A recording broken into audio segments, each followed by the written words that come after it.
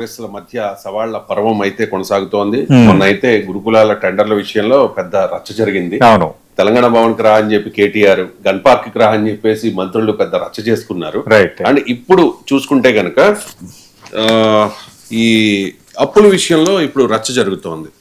అప్పుల విషయంలో బీఆర్ఎస్ హయాంలో చేసిన అప్పులపై కేసీఆర్, కేటీఆర్, హరీష్ లకు జూపల్లి ఒక లేఖ రాస్తే దానిపై హరీష్ రావు స్పందించారు. తప్పుడు ప్రచారాలు మానుకోవాలి అని చెప్పేసి, ప్రెస్ క్లబ్ లో చర్చకు రావాలి అని చెప్పేసి బీఆర్ఎస్ నేతలకు జూపల్లి సవాల్ కూడా విసిరారు. 2.5 ఏళ్ళు అయిపోయింది కొత్త ప్రభుత్వం ఏర్పడి, ఇప్పుడు కూడా మళ్ళీ అప్పులపై చర్చ.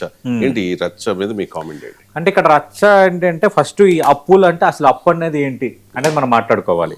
ఇక 2 రకాల చర్చలు ఉన్నాయి. అప్పు అనే పదానికి ప్రభుత్వం ఏ లెక్క చూపుతోంది, ప్రభుత్వం అన్ని లెక్కలు కలిపి చూపడం లేదనేది బీఆర్ఎస్ ఆరోపణ. మేము చెప్తున్న ఫ్యాక్ట్ అనేది అధికార కాంగ్రెస్ ఆరోపణ.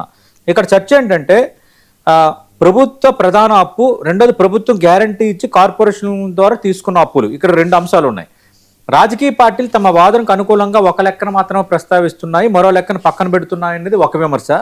అసలు తెలంగాణ అప్పు ఎంత అన్నది ఇక్కడ కీలకమైన అంశం. రెండోది స్పెసిఫిక్గా ఇప్పుడు మనం ఇది ఇన్ డీటెయిల్గా చెప్పాలి. 2014 జూన్ 2న ఉమ్మడి ఆంధ్రప్రదేశ్ నుంచి తెలంగాణ ప్రత్యేక రాష్ట్రంగా ఏర్పడినప్పుడు తెలంగాణ వాటాగా వచ్చిన ప్రారంభ అప్పు 72,658 కోట్లండి.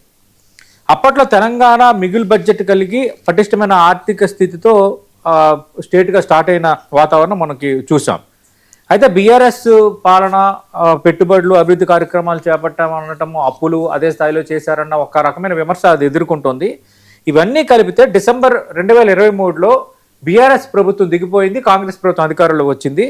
ఆ టైంకి కాంగ్రెస్ ప్రభుత్వం అసెంబ్లీలో ప్రవేశపెట్టిన అధికారిక శ్వేతపత్రం ప్రకారం బడ్జెట్ రుణాలు, ప్రభుత్వ గ్యారంటీలతో కార్పొరేషన్లు, కాళేశ్వరము, పవర్ ఫైనాన్స్ వంటి ఇచ్చిన బడ్జెటేతర రుణాలతో కలిపి కరెక్ట్గా ప్రభుత్వం దిగిపోయే టైంకి, బీఆర్ఎస్ ప్రభుత్వం దిగిపోయే టైంకి 2023 డిసెంబర్ నాటికి మొత్తం అప్పు 6,71,757 కోట్లు. ఇది అధికారికంగా ముఖ్యమంత్రి రేవంత్ రెడ్డి అసెంబ్లీలో చేసిన ప్రకటన.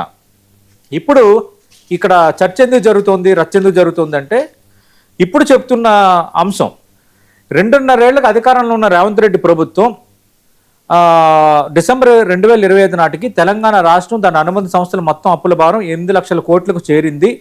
ఇది ఆర్థిక సర్వేలో ప్రస్తావించారన్న అంశాన్ని బీఆర్ఎస్ లేవనెత్తుతోంది.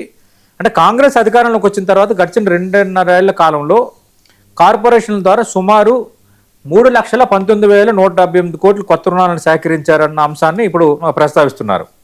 అయితే ఇప్పుడు కాంగ్రెస్ ఏం చెప్తోంది, మీ హయాంలో చేసిన అప్పులు చేసిన అప్పులు కంపేర్ చేసుకున్నప్పుడు ఎస్ మేము 3,19,000 కోట్లు మేము ఆల్రెడీ సింహభాగం అప్పు తెచ్చాం. కానీ ఆ అప్పుని ఎక్కడ తెచ్చామంటే పాత అప్పులు తీర్చడానికి తెచ్చాము, పాత అప్పులు కిస్తీ కట్టడానికి తెచ్చాము, అలాగే కార్పొరేషన్ల ద్వారా మీరు తీసుకున్న రుణాలను కట్టడానికి తెచ్చాము.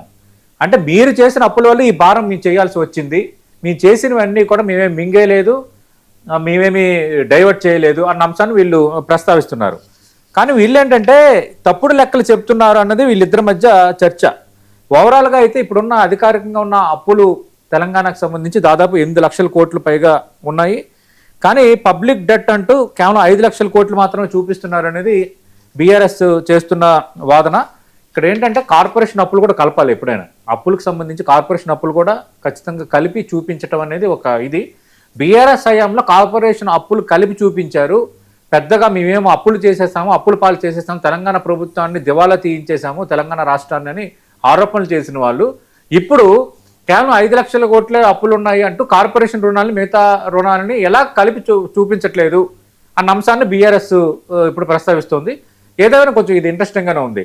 అప్పు అన్నదానికి నేను స్టార్టింగ్లో అర్థం చెప్పాను. ఇక్కడ కాంగ్రెస్ పార్టీ కొన్ని లెక్కలను దాస్తుంది అనేది వీళ్ళ అభ్యంతరం, మేము ఫ్యాక్చువల్గా ఉన్నాం అనేది వీళ్ళ అభ్యంతరం. ఇది తీరంది కాదు. ఇది ఈ అప్పులపైన సవాలు ప్రతి సవాలు మాట్లాడుకునే ఉంటారు.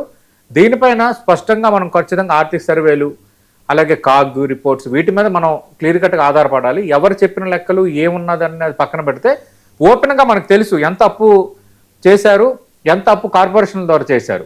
ఈ 2 రకాలు కలిపి అప్పులుగా సూచించే సాంప్రదాయం ఎప్పటి నుంచో వస్తుంది. బీఆర్ఎస్ ప్రభుత్వం హయాంలో ఈ రెండింటిని కలిపి అప్పుగా చూపించిన కాంగ్రెస్ ప్రభుత్వం దీన్ని ఇప్పుడు డిటాచ్ చేసి అప్పుగా చూపించడం పైన ఇప్పుడు ఇష్యూ అవుతుంది. చూద్దాం దీనికి ఎండ్ కార్డు ఎలా ఉండబోతుందో. ఇక